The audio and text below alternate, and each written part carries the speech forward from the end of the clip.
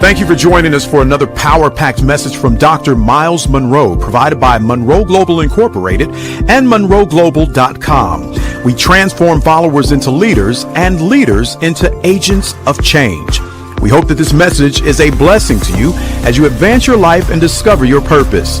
Now, let's go into the message. We're going to focus on the 10 steps, the 10 secrets of leadership succession. The 10 secrets of leadership succession.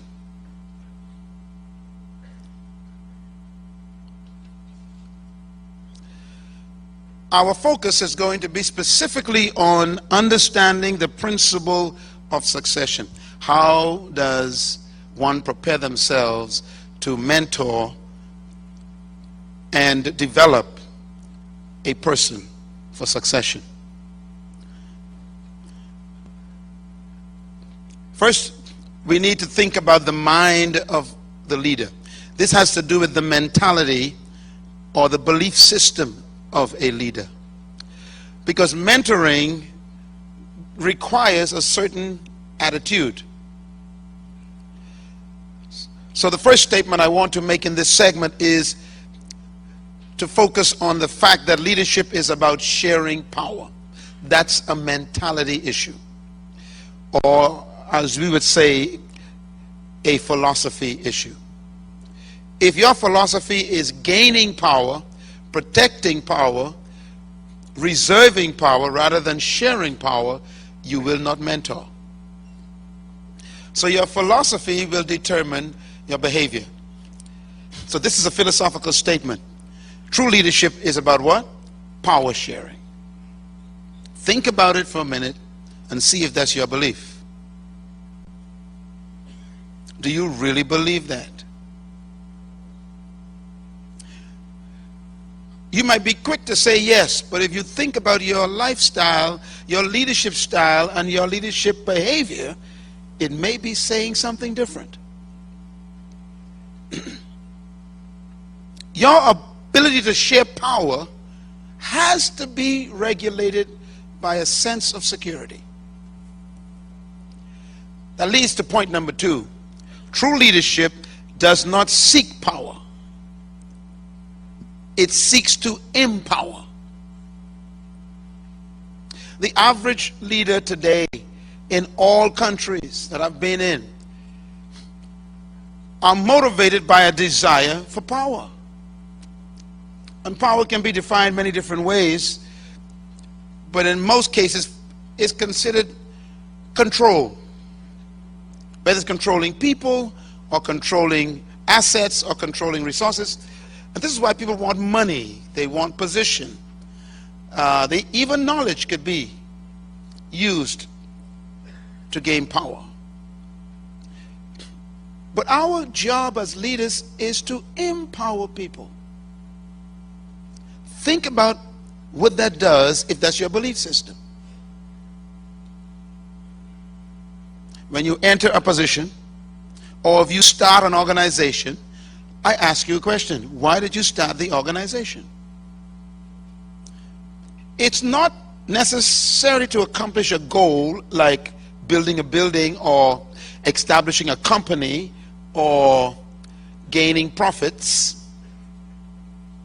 And those 3 things are probably what motivates most of you. It should be about improving people, empowering people to become successful and to not need you. I've discovered that when you release people, they come back to you with more.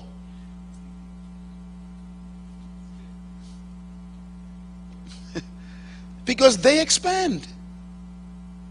And when they expand, they have access to bring back to you. So empowering people is the motivation for true leadership.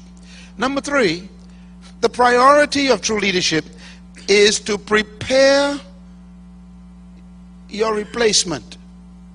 Prepare your replacement.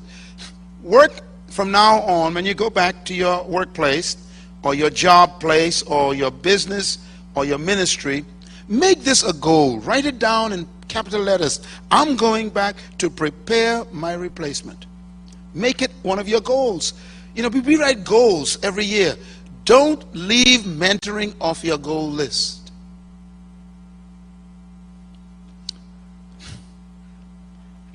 In our organization, we are training people constantly, and we are really driving hard in this area because my plans are greater than what I'm doing.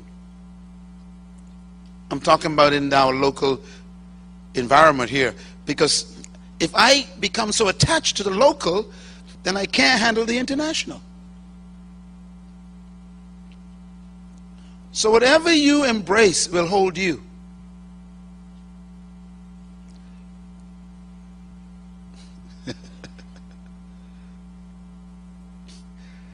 I'm pausing because you missed it. Whatever you hold on to will hold you.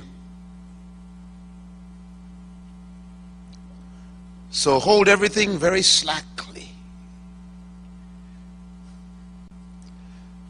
because it can become a prison.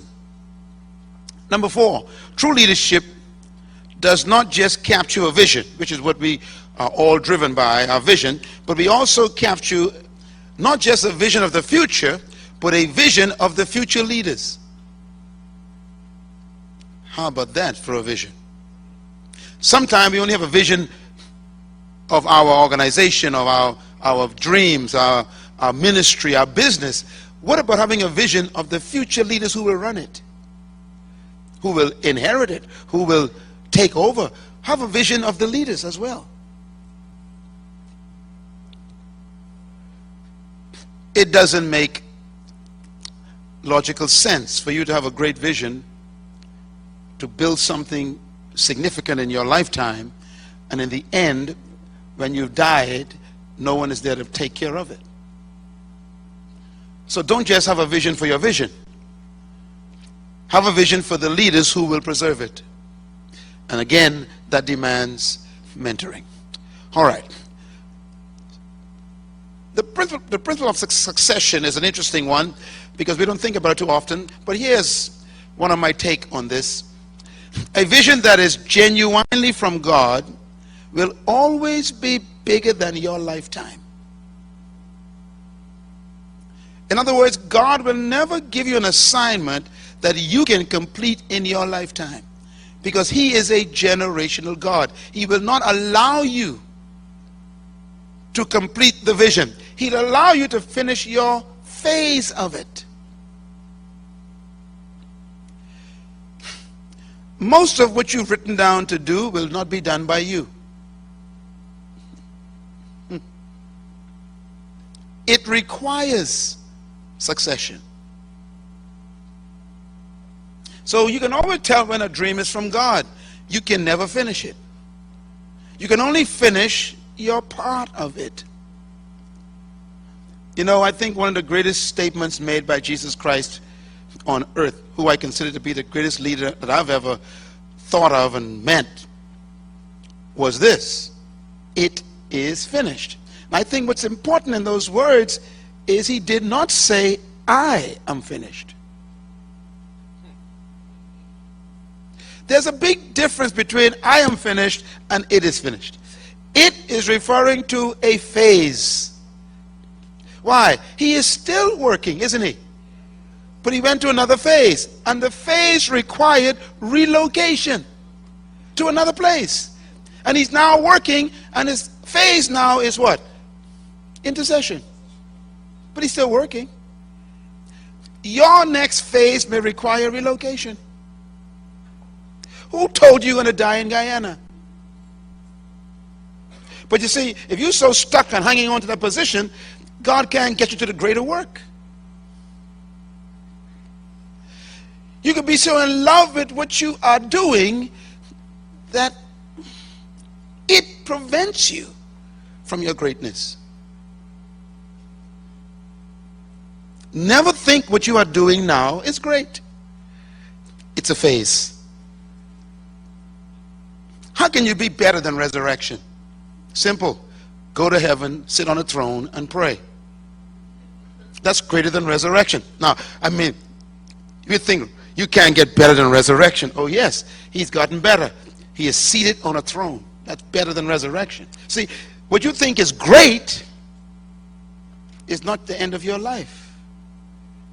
So the dream in your heart will always be bigger than your lifetime, and you were only given that dream to complete your phase.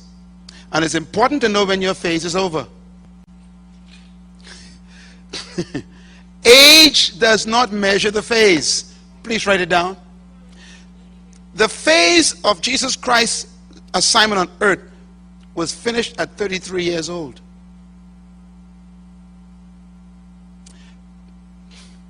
Stop planning to grow old where you are.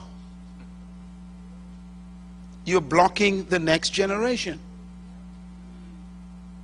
And sometimes you'll be sent to do an assignment only for a few months, or maybe a few years, or maybe a decade. Don't get tied to it, because life is much bigger than your job.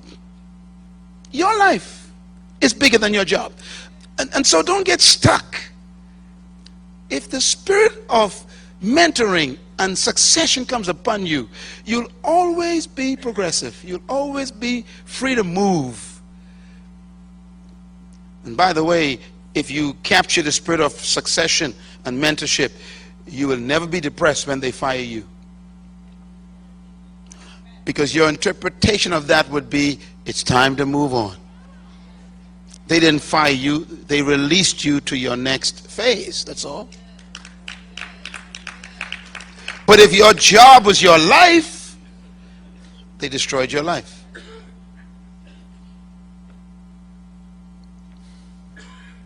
You never lose anything in life. You simply go to the next phase.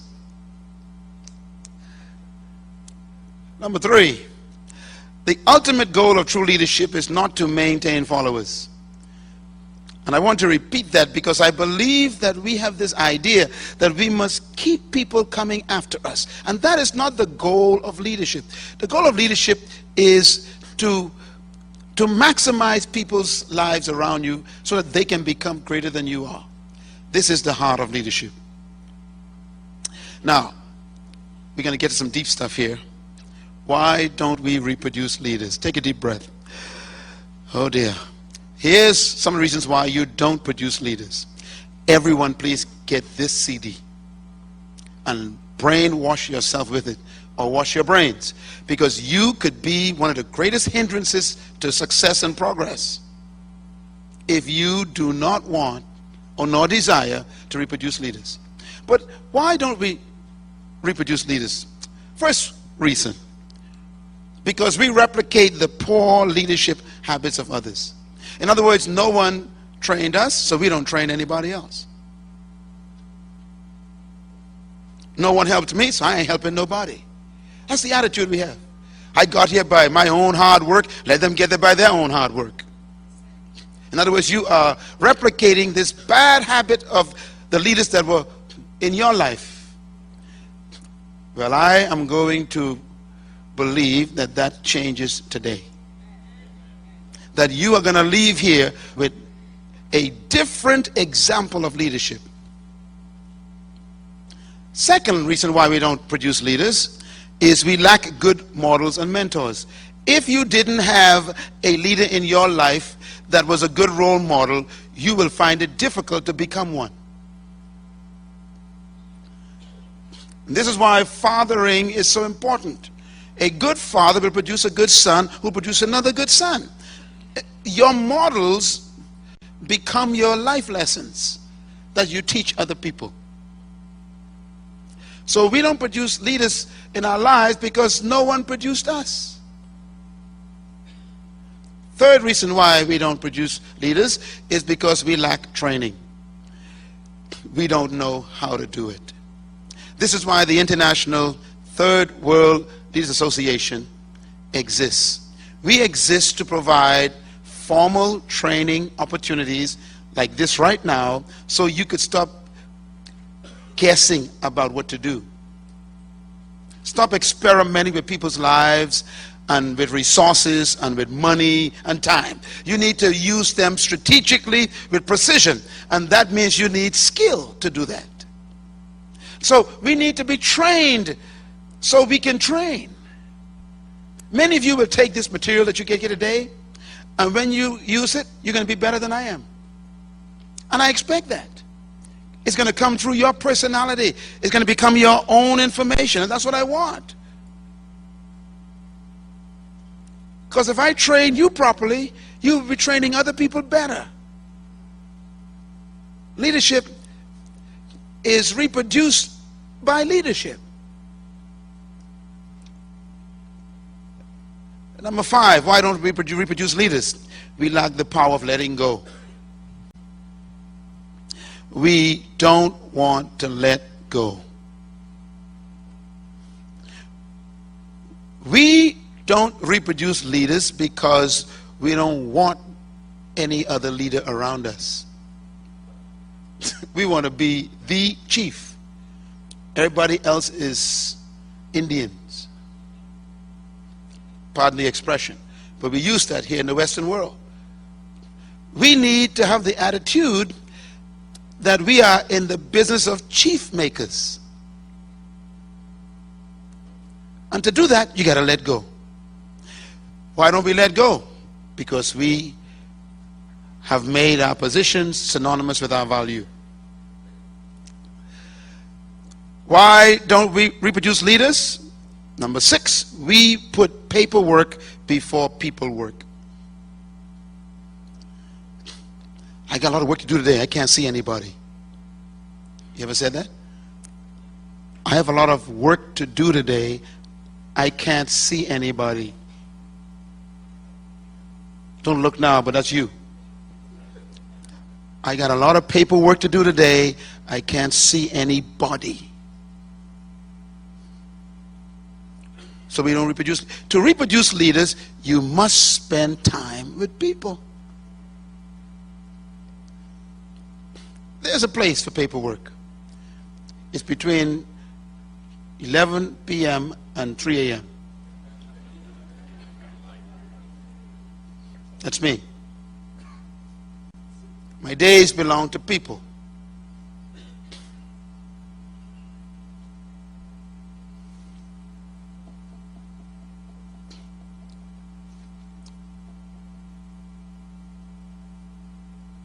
Yeah.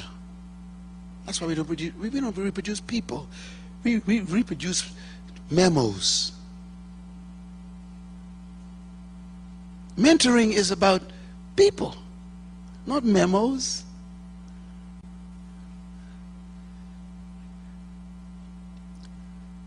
I remember one time, I'll never forget this. I was in my office and my secretary, who's sitting out there, she's my elder sister, she said, there are 2 guests from the ship downstairs to see you. And I was just in the middle of my annual report. And I'm thinking, this is a bad moment. And she said, I know you're busy, but they said that they must see you.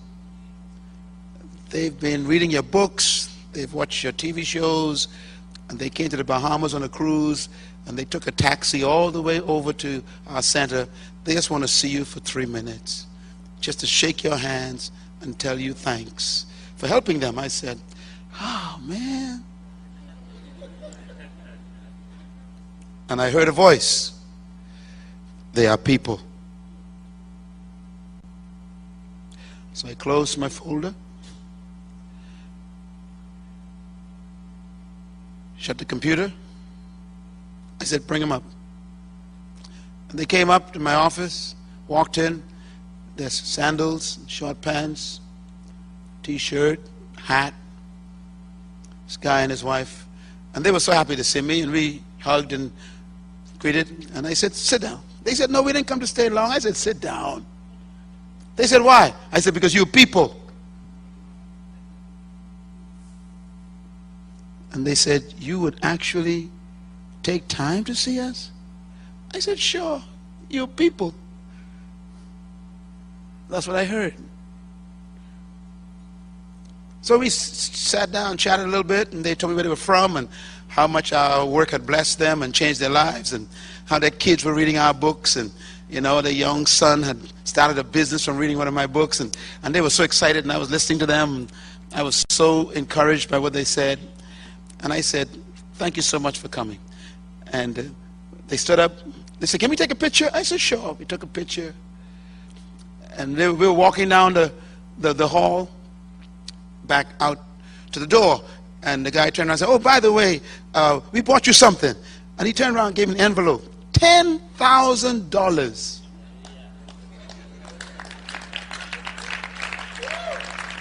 I said, Lord, send me more people. Plenty people. Paperwork or people?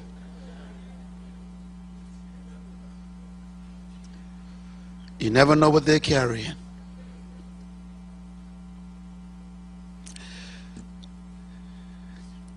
Are you too busy to get blessed?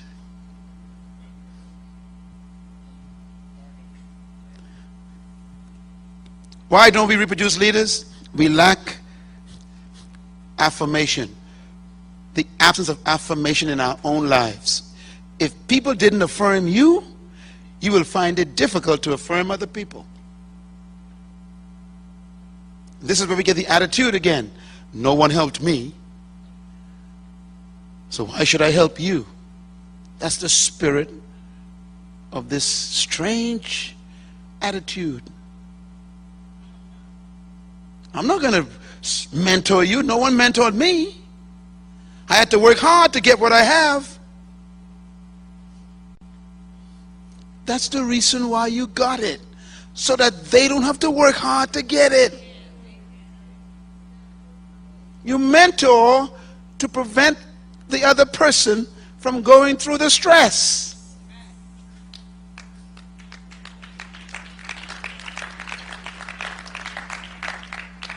You mentor so you can grow leaders better than yourself. The next one is an important one. We don't reproduce leaders because we have no time for mavericks. You know what a maverick is, right? Somebody who is so full of energy and new ideas and dreams that they irritate you. Matter of fact, when they come in your presence, they remind you of how old and dumb you are. A maverick can embarrass you. They will come and say, well, why can't we solve that problem? You're like, I've been trying to solve it for 40 years. Well, just do that, and do this, and do this, do this, and it's solved. And you go, I hate you. A maverick will test our capacity to expand. We don't reproduce leaders because we don't want no one around us smarter than us.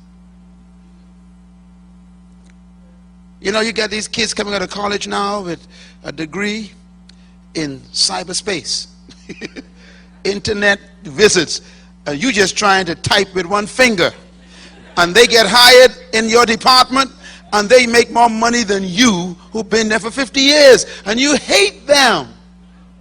They're mavericks. If you're smart, you would embrace them and say, look, let me coach you into greatness. Because I can't ever go back to school and learn what you learned, but let me at least get the credit for making you great. Clap, everybody. Clap, clap. That's a good place to clap. If you make them successful, you get the credit. You can always say, that's my mentee there. Yeah, he's now the president. I mentored him. Don't become jealous of mavericks. Embrace them. Don't be afraid of new ideas, new ways of doing things.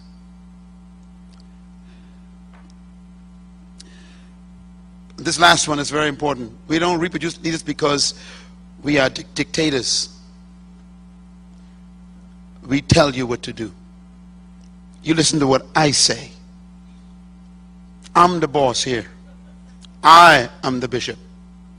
I am God's anointed. I am the pastor. That's your problem. If you are a true leader, you do not control people. You develop people.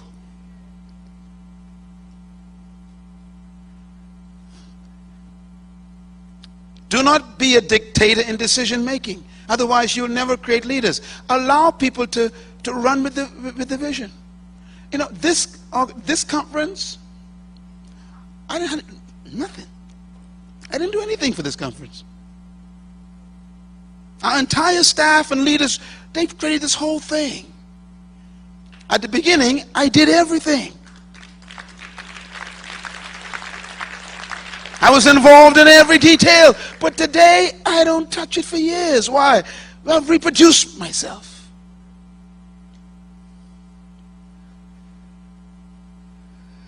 Leadership is not dictatorship.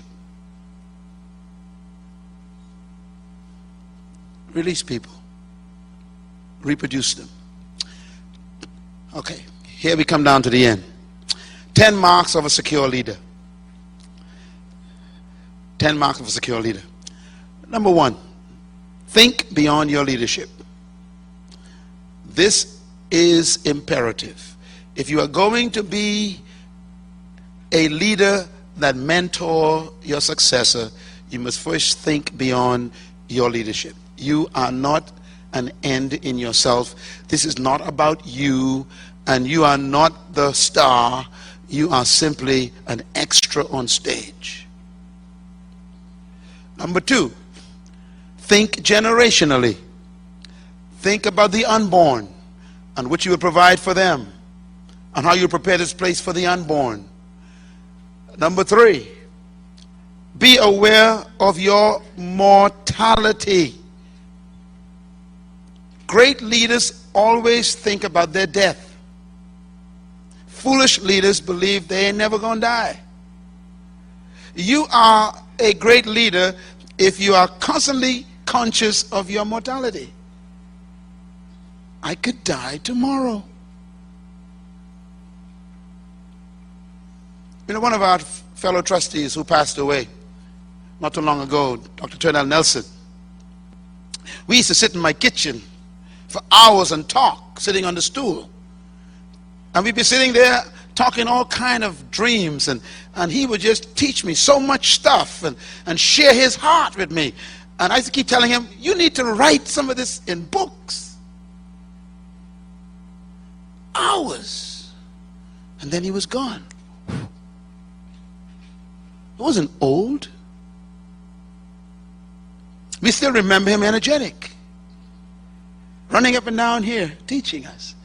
And he was gone. Life is that fast. So invest in people. He invested in me. That's why I'm still calling his name.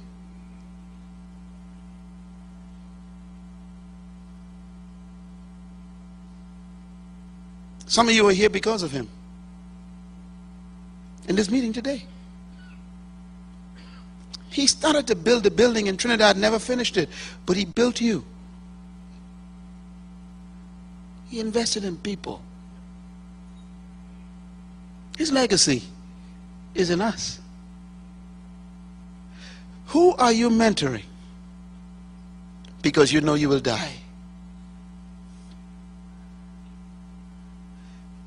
I discovered something about death. Lately, it has no respect for age. When I was a kid, only old people died. You remember those days? Only old people died. Today, no. So make every day a mentorship day. Number 4, aware of your dispensability. You are dispensable. You know, a leader always knows that the board could fire them in the morning. So they always secure life after that job. Think in terms then of always leaving. You are dispensable. You are not indispensable. And some of you religious leaders here today, you all need a revelation. Because somehow we get this idea that if the Lord called me, no one can move me. Oh yeah? No. You're dispensable. We can actually do without you. Can you imagine that? Matter of fact, sometimes we'd be better off. I won't finish that sentence, but it's amazing. We think we are it. No.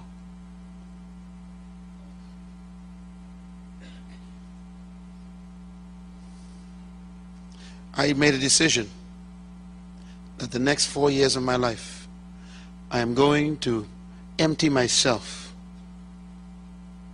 of my vision. I'm going to identify some people, and I'm going to empty myself. Because I'm dispensable. Vision is not dispensable.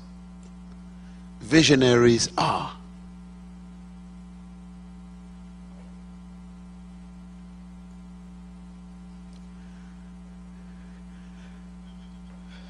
I have 7,000 prophets that could take your place.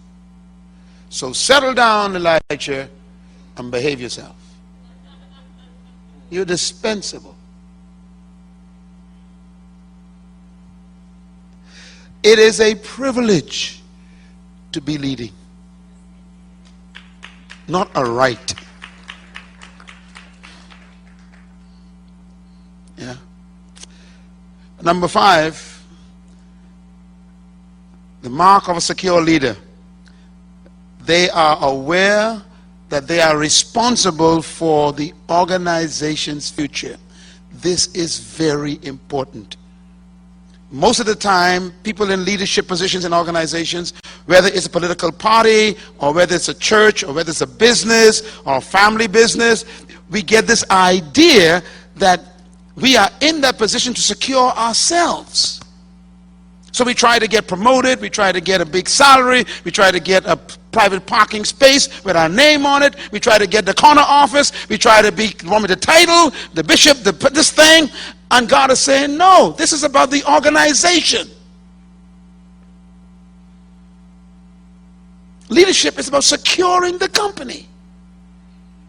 And the only way to do that is succession.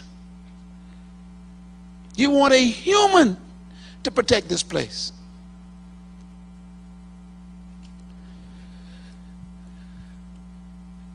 Number 6,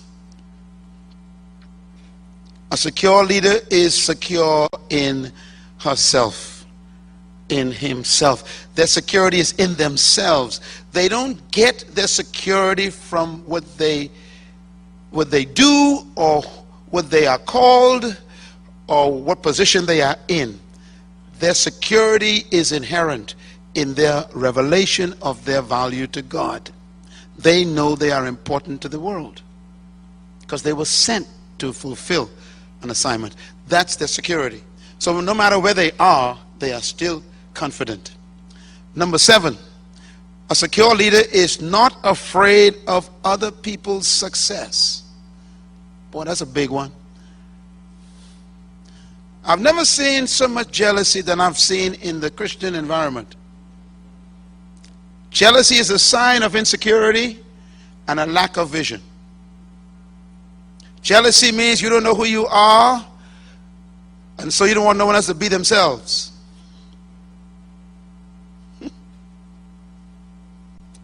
Jealousy means that you are insecure in your own self.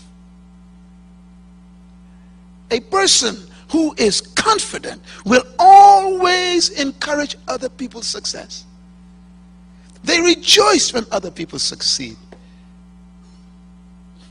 When you train people and they succeed, that goes to your credit. So you help them succeed. Number 8 rather. True leaders who are secure, they act as a visionary. They don't act as an owner. I don't own this company. I don't own this ministry. I'm just a visionary. I'm a delivery boy. I come to deliver you something from the eternal, to put it in time. I came to take the invisible and bring it into the visible and then leave. I am not here to own this. I'm just a delivery boy. That's leadership. Number 9, leaders who are secure are always preparing to leave, not to stay. What did I say? Always preparing to leave, but not to stay. Can you go home with that spirit? You know, I was intrigued when I read the first official meeting that Jesus Christ, the greatest leader, had with his team. The first meeting blew my mind. Matter of fact, I'm still trying to get over it. His first formal meeting, the Bible says he called them together unto him, and he said unto them, now he's having his first meeting with his mentees. Do you know what was on the agenda? One word: death. You should go read it sometime. A meeting about death. His first meeting. Why is that important? He wants to set the whole atmosphere. He says, look, I called you here today to make an announcement. I'm going to die. Now let's start the organization. That's what he did. He began by announcing his departure. I dare you. I dare you to do it. Prepare them for your departure. He began it that way. Matter of fact, that's what made them so afraid. He says, I'll be crucified, they will bury me, and I'll come back the third day, but I want you to know up front that I'm going to die. Now, let's begin. What a way to begin. I'm not going to be here, so you all learn.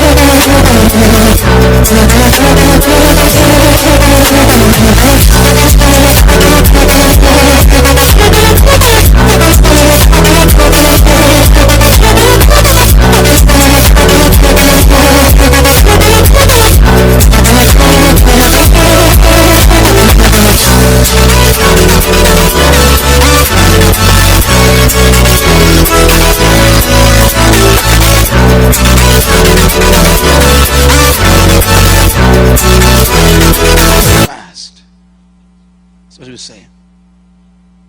Can you make that announcement to your organization when you go back? Just call a big staff meeting and say, all right, I want you all to know I'm going to die. Not immediately, but eventually. And so I've been to the Bahamas and I got some clear understanding, and I want you all to know that while I'm with you, I'm going to teach you everything I know.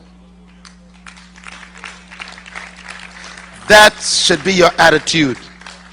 I guarantee you'll get more productivity after that meeting from your people, because they'll finally believe you care.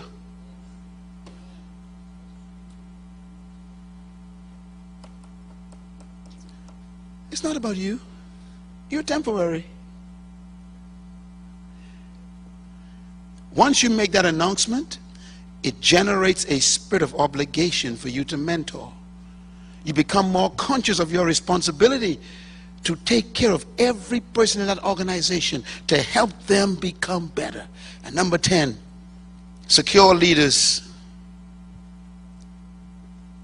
One of their marks is they focus on securing their legacy, not securing their bank account,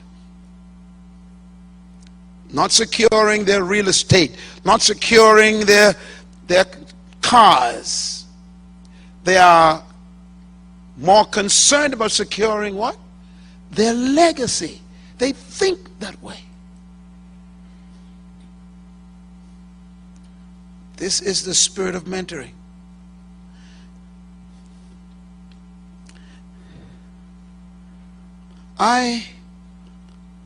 I'm just like you, I got to be careful about my own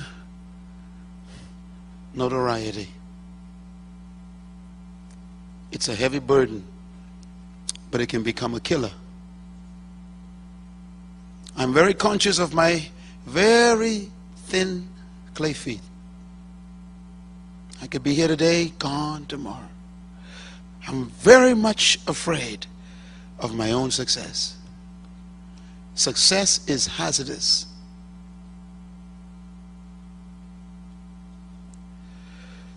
So stay in touch with people.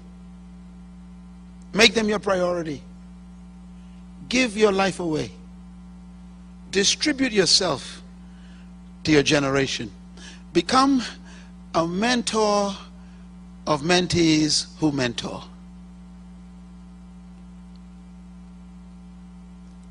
Live for the success of other people. Make your dream the dreams of other people being great.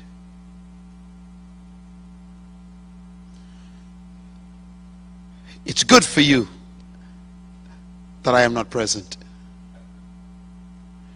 because if I am present, you cannot do greater works.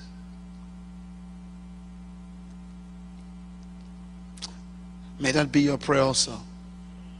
Thank you once again for listening to this message, as we hope that it has been a blessing to you. Our goal is to show you new paths and opportunities so that you can discover your purpose. It is your love, support, and partnership that makes Munroe Global possible. Please visit us online at www.munroeglobal.com for more product, partnership, or to join us at one of our live events around the world.